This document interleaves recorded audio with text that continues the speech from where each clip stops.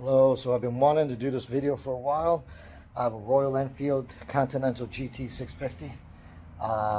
Did some modifications on it, basically just to give people an idea, see how they like it. Bikes are personal, so however you want to modify it is 100% up to you. I'm just giving you some ideas. If you like what I did, now you know how to do it yourself. So let me get to it. I don't want to take too long. Let me flip. Won't be editing or anything like that, but this is how it looks now. All right, let's start with, first thing I did was get rid of the mirrors, as you can see. Put on bar end mirrors. These were a little bit of a pain to get off, but was able to get them off. Put this on and replace what was on here before, little bar ends. Next, we did shorty brake levers in black, kind of go with the whole look of the bike. Switch this from K-Speed, just an oil engine cover, nothing crazy. Let's move on to the front. Next over here, we did the light, headlight, extremely bright LED, 3600 lumens, I think. And it also has a circle around here that you can change to whatever color you want. This was painted black, nothing too crazy there. Also, didn't like the big turn signals that are usually on the front of this bike, so put on little LED lights here. You can see them right there. And did the same thing on the back because I wasn't a big fan. So we got rid of everything that's back here and put, these are not only my turn signals, but also my brake lights. All right. Let me show you with them on so you can see kind of what it looks like, okay?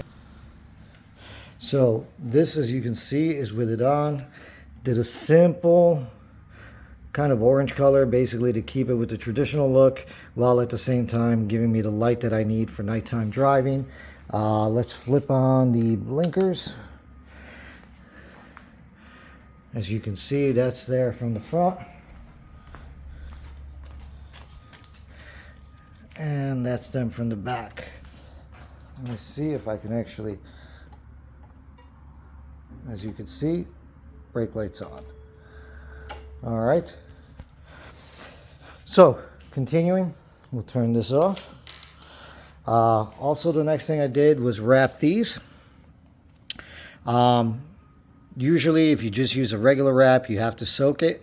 Now, when you soak it, as soon as you're done, what you're going to want to do is you're going to want to run the bike for probably about 30 minutes, go for a ride, whatever. Make sure these are completely dry. I know a lot of people talk about rusting.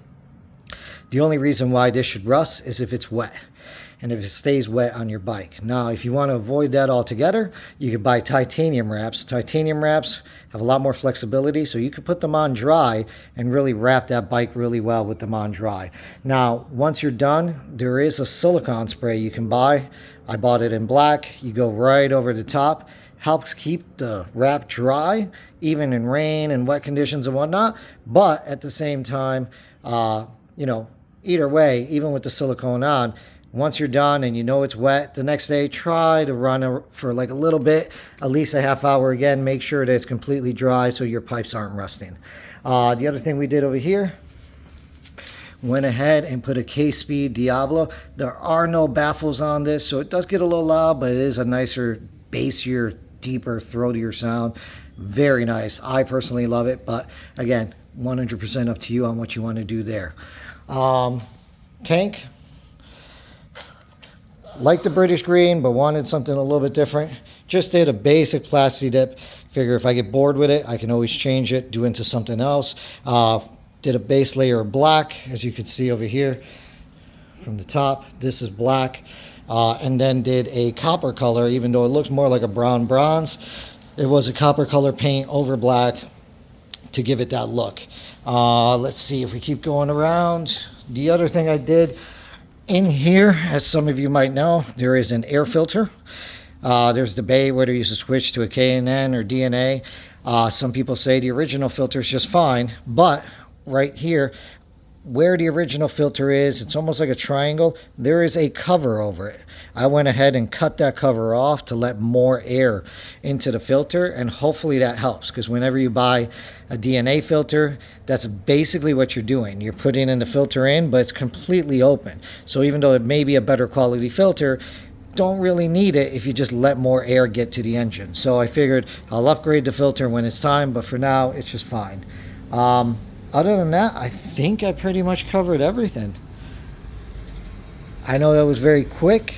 If anyone has any questions, just let me know in the comments below. I'll try to take a better video.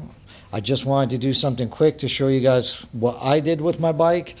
And if you like it, great. If not, however you want to do it, it's perfectly fine with me. All right, thank you and have a good day.